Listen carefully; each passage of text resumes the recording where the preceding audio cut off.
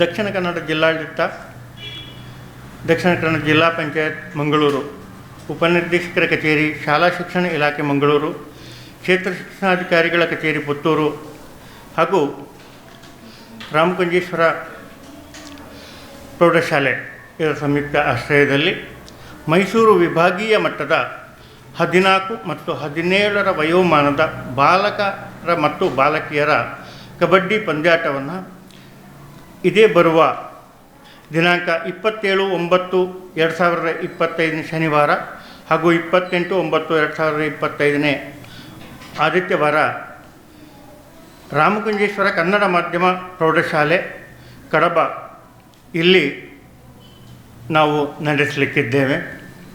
ಈ ಒಂದು ಸಮಾರಂಭದ ಉದ್ಘಾಟನಾ ಸಮಾರಂಭ ಈ ರೀತಿ ಇರ್ತದೆ. ಬೆಳಗ್ಗೆ 27/9/2025 ಶನಿವಾರ ಪೂರ್ವಾಹ್ನ 9ರಿಂದ ರಾಮಕುಂಜೇಶ್ವರ ಪ್ರೌಢಶಾಲೆಯ ಕ್ರೀಡಾಂಗಣದಲ್ಲಿ ಸನ್ಮಾನ್ಯ ಶ್ರೀ UT ಖಾದರ್ ಸಭಾಧ್ಯಕ್ಷರು, ಕರ್ನಾಟಕ ವಿಧಾನಸಭೆ ಸನ್ಮಾನ್ಯರ ಘನ ಉಪಸ್ಥಿತಿಯಲ್ಲಿ ಉದ್ಘಾಟನೆಯನ್ನು ನೆರವೇರಿಸಲಿದ್ದಾರೆ.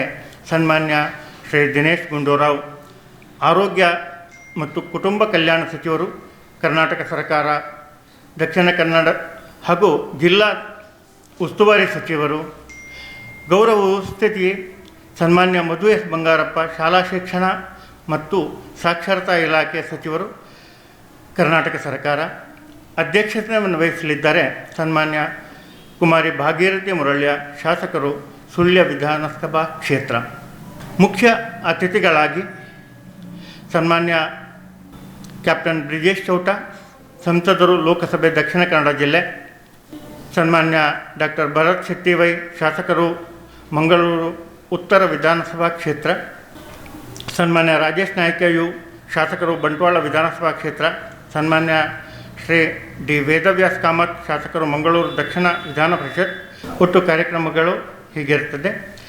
ನಂತರ ಈ ಕಾರ್ಯಕ್ರಮದಲ್ಲಿ ಮುಖ್ಯವಾಗಿ ವಿಭಾಗ ಮಟ್ಟದ ಮೈಸೂರು ವಿಭಾಗದ ಎಲ್ಲ ಜಿಲ್ಲೆಗಳ 8 ಜಿಲ್ಲೆಗಳಿಂದ ಪ್ರತಿ ಜಿಲ್ಲೆಯಿಂದ 4 ತಂಡಗಳು ಬರ್ತವೆ.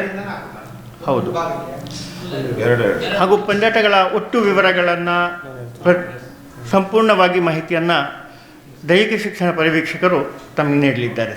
ನಾನು ಚಕ್ರಪಾಣಿ AV ಅಂತೇಳಿ ಇಲ್ಲಿಯ ಪ್ರಭಾರ ಪುತ್ತೂರು ತಾಲೂಕಿನ ಹಾಗೂ ಕಡಬ ತಾಲೂಕು ದೈಹಿಕ ಶಿಕ್ಷಣ ಪರಿವೀಕ್ಷಣಾಧಿಕಾರಿ. ಈಗಾಗಲೇ ನಮ್ಮ ಶಾಲಾ ಶಿಕ್ಷಣ ವತಿಯಿಂದ ನಡೆಯುವಂಥ ಒಂದು ದೊಡ್ಡ ಮಟ್ಟದ ಪಂದ್ಯಾಟ, ಬಹುಶಃ ನಮ್ಮ ಪುತ್ತೂರು ತಾಲೂಕಿನಲ್ಲಿ ಇದು ಪ್ರಪ್ರಥಮವಾಗಿ ನಡೆಯುವಂಥ ಒಂದು ವಿಭಾಗ ಮಟ್ಟದ ಕಬಡ್ಡಿ ಪಂದ್ಯಾಟ. ಈಗಾಗಲೇ ಕಳೆದ ಬಾರಿ ನಾವು ರಾಜ್ಯ ಮಟ್ಟದ ಒಂದು ಅಥ್ಲೆಟಿಕ್ಸ್ ವಿಭಾಗವನ್ನು ಪುತ್ತೂರಲ್ಲಿ ಆಯೋಜಿಸಿದೆವು. ಅದು ಅತ್ಯಂತ ಯಶಸ್ವಿಯಾಗಿದೆ.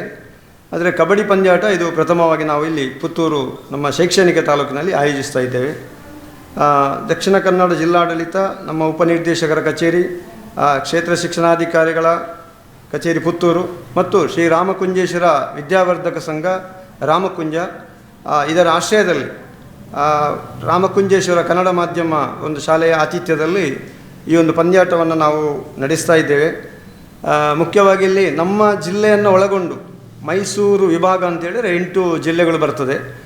ನಮ್ಮ ಜಿಲ್ಲೆಯನ್ನು ಒಳಗೊಂಡು ಇಲ್ಲಿ 14 ಮತ್ತು 17ರ ವಯೋಮಾನ ಅಂಥೇಳಿ ನಾವು ವಿಭಾಗ ಮಾಡಿದ್ದೇವೆ. ಅದು ಯಾವ ರೀತಿ ಅಂತೇಳಿದರೆ SGFI ನಿಯಮ, school game federation of India, ಅದರ ಎಲ್ಲ ನಿಯಮಗಳನ್ನು ನಾವು ಒಂದು ಫಾಲೋ ಅಪ್ ಮಾಡಿಕೊಂಡು ಈ ಒಂದು ಪಂದ್ಯಾಟವನ್ನು ನಡೆಸ್ತಾ ಇದ್ದೇವೆ. 14 ಮತ್ತು 17ರ ವಯೋಮಾನ. ಇಲ್ಲಿ ಪ್ರತಿಯೊಂದು ಜಿಲ್ಲೆಯಿಂದ 4 ತಂಡಗಳು ಬರುತ್ತದೆ. ಅಂದರೆ 14 ವಯೋಮಾನದ ಬಾಲಕ ಮತ್ತು ಬಾಲಕಿಯರು ಮತ್ತು 17ರ ವಯೋಮಾನದ ಬಾಲಕ ಮತ್ತು ಬಾಲಕಿಯರು. ಒಂದು ಜಿಲ್ಲೆಯಿಂದ 4 ತಂಡಗಳು ಬರ್ತದೆ. ಅಲ್ಲಿ ನಾವು 2 ದಿವಸ ಈಗಾಗಲೇ ದಿನಾಂಕ 27 ಮತ್ತು 28ರಂದು ನಾವು ಆಯೋಜನೆ ಮಾಡುವಂಥ ದಿನಾಂಕವನ್ನು ನಿಗದಿಪಡಿಸಿದ್ದೇವೆ. ಇಲ್ಲಿ ಪ್ರಥಮ ಪಂದ್ಯಾಟಗಳು 27ನೇ ತಾರೀಕು ನಡೆಯಲಿಕ್ಕಿದೆ ಮತ್ತು ಉಪಾಂತ್ಯ ಪಂದ್ಯ ಸೆಮಿಫೈನಲ್ ಮತ್ತು ಫೈನಲ್ ಪಂದ್ಯವು 28ನೇ ತಾರೀಕು ನಾವು ನಡೆಸಿದಂಥ ಈಗಾಗಲೇ ಸಭೆ ನಡೆಸಿ ಅದರ ಒಂದು ಪೂರ್ವ ತಯಾರಿಯನ್ನು ಮಾಡಿದ್ದೇವೆ. ಮುಖ್ಯವಾಗಿ ಇಲ್ಲಿ ವಿಭಾಗ ಮಟ್ಟದಲ್ಲಿ ಭಾಗವಹಿಸುವಂಥ ಪ್ರತಿ ಜಿಲ್ಲೆಯಿಂದ ಬರುವಂಥ ಒಂದು ತಂಡಗಳು ವಿಶೇಷವಾಗಿ ಈ ವರ್ಷ ನಮ್ಮ ಪುತ್ತೂರು ತಾಲೂಕಿನ 4 ತಂಡಗಳ ಭಾಗವಹಿಸ್ತದೆ. ಯಾಕಂದರೆ ನಾವು 3 ವಿಭಾಗಗಳಲ್ಲಿ 17 ಬಾಲಕ ಮತ್ತು ಬಾಲಕಿಯರು ಮತ್ತು 14 ಬಾಲಕಿಯರ ವಿಭಾಗದಲ್ಲಿ ನಾವು ಪುತ್ತೂರೇ ಈ ಸಾರಿ ಭಾರಿ ಸಂತೋಷದ ವಿಷಯ, ಪುತ್ತೂರು ತಂಡ ನಮ್ಮ ಭಾಗವಹಿಸ್ತಾ ಇದೆ. ನಾವು ಜಿಲ್ಲೆಯಲ್ಲಿ ಚಾಂಪಿಯನ್ ಬಂದಿದ್ದೇವೆ. 14 ಬಾಲಕರ ವಿಭಾಗದಲ್ಲಿ ಸಹ ನಮ್ಮ ವಿವೇಕಾನಂದ 5 ಜನ ಭಾಗವಹಿಸ್ತಾರೆ. ಹಾಗಾಗಿ ಎಲ್ಲ ನಾವು ಸಂತೋಷದ ವಿಚಾರ, ಎಲ್ಲ ವಿಭಾಗಗಳಲ್ಲಿ ನಮ್ಮ ಪುತ್ತೂರು ತಂಡ ಈ ಸಾರಿ ಭಾಗವಹಿಸ್ತದೆ. ಬಾಲಕಿಯರ ವಿಭಾಗದಲ್ಲಿ ನಮ್ಮ ಆತಿಥೇಯ ರಾಮಕುಂಜ ತಂಡವೇ ಸಂಪೂರ್ಣವಾಗಿ ತಂಡ ಭಾಗವಹಿಸ್ತಾ ಇದೆ. ಸಂಪೂರ್ಣ ಪುತ್ತೂರು 5 ಜನ ಇದ್ದಾರೆ. ಅಂದರೆ ನಾವು ರನ್ನರ್ಸ್ ಬಂದಿದ್ದೇವೆ.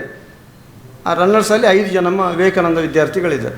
ಹಾಗೆ ಅದೊಂದು ಭಾರಿ ಸಂತೋಷದ ವಿಷಯ. ಎಲ್ಲ ನಮ್ಮ ಕ್ರೀಡಾ ಪ್ರೇಮಿಗಳು ನಮಗೆ ಈ ನೆಲೆಯಲ್ಲಿ ಸಹಕಾರವನ್ನು ಕೊಡಬೇಕು.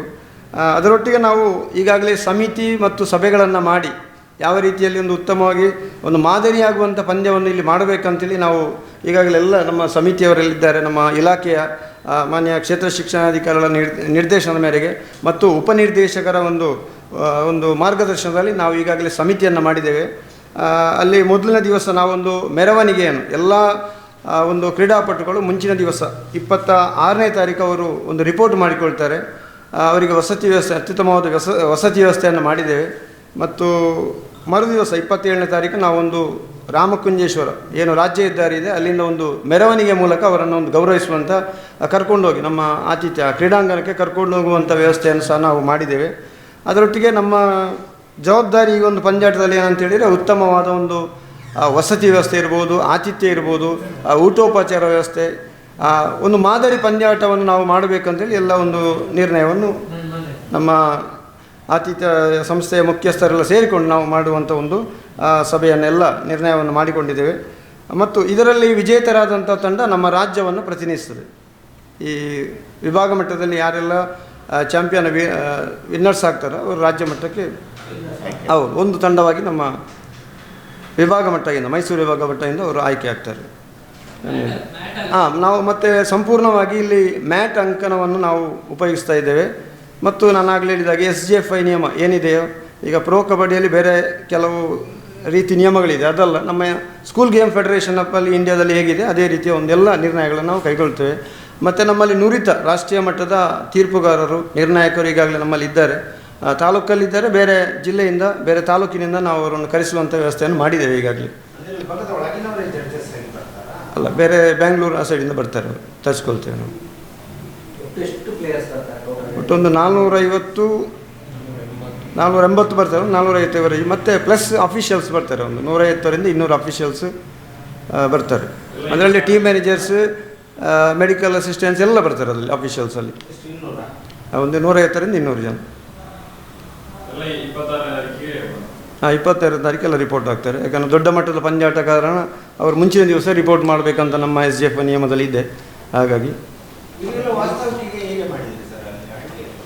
ವಾಸ್ತವಕ್ಕೆ ನಾವು ಹಾಸ್ಟೆಲ್ ವ್ಯವಸ್ಥೆ ಉಂಟು ರಾಮಕುಂಜದಲ್ಲಿ, ವಸತಿ ವ್ಯವಸ್ಥೆಗೆ ಸರ್ ಹಾಸ್ಟೆಲ್ ವ್ಯವಸ್ಥೆ ಹುಡುಗಿಯರಿಗೆ ಅಲ್ಲಿ ರಾಮಕುಂಜೇಶ್ವರ ಹಾಸ್ಟೆಲಲ್ಲಿ ವ್ಯವಸ್ಥೆ ಮಾಡಿದ್ದೇವೆ.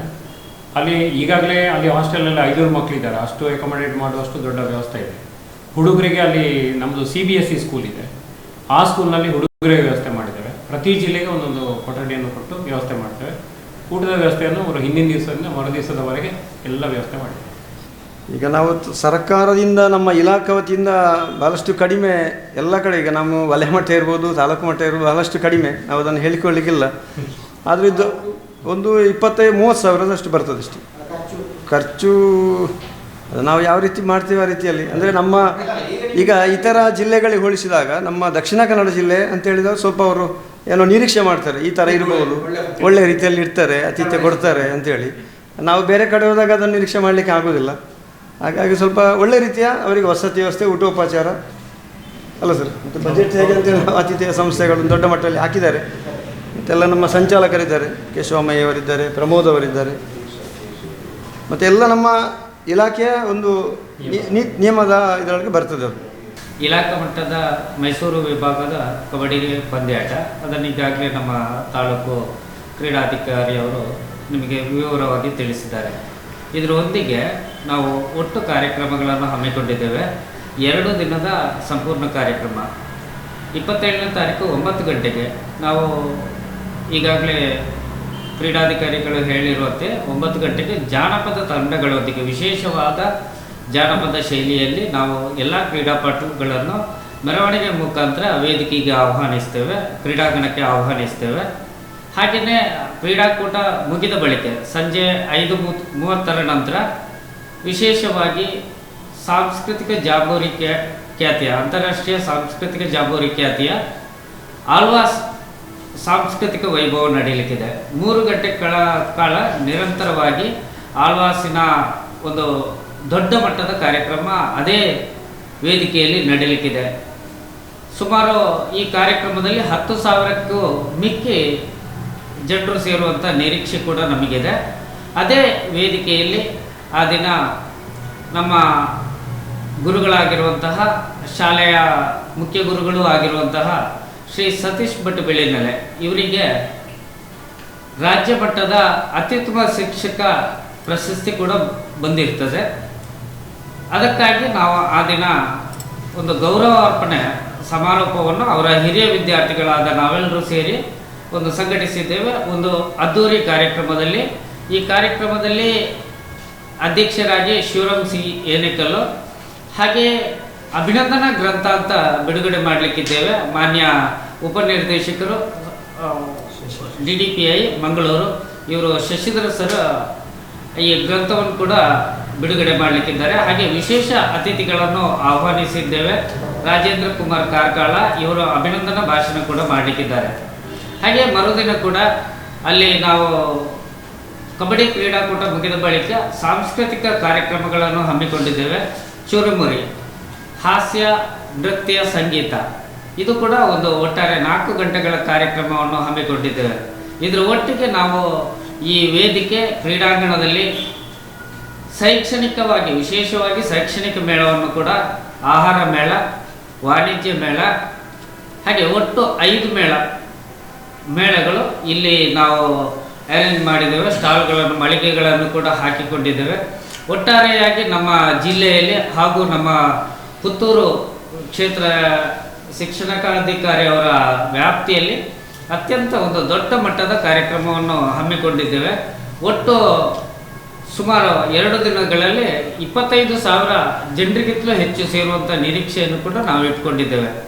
ಹಾಗಾಗಿ ನಮಗೆ ಮಾಧ್ಯಮ ಪ್ರತಿನಿಧಿಗಳಿಂದ ಹೆಚ್ಚಿನ ಪ್ರಚಾರ ಕೂಡ ಅಗತ್ಯ ಇದ್ದು ಎಲ್ಲ ಒಟ್ಟು ಕಾರ್ಯಕ್ರಮಗಳನ್ನು ಅತ್ಯಂತ ಯಶಸ್ವಿಯಾಗಿ ನಿರ್ವಹಿಸಲಿಕ್ಕೆ ಎಲ್ಲರ ಸಹಕಾರವನ್ನು ಕೂಡ ಕೋರ್ತಾ ಇದ್ದೇವೆ. That's my gadget. Let's go have some fun then.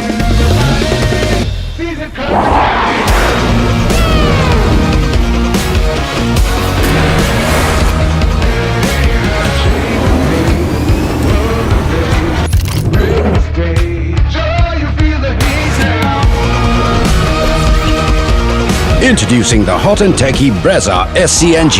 Cool new SCNG tech for a cool new generation. ಸುದ್ದಿ ಚಾನಲ್ ಕ್ಷಣ ಕ್ಷಣದ ಸುದ್ದಿಗಾಗಿ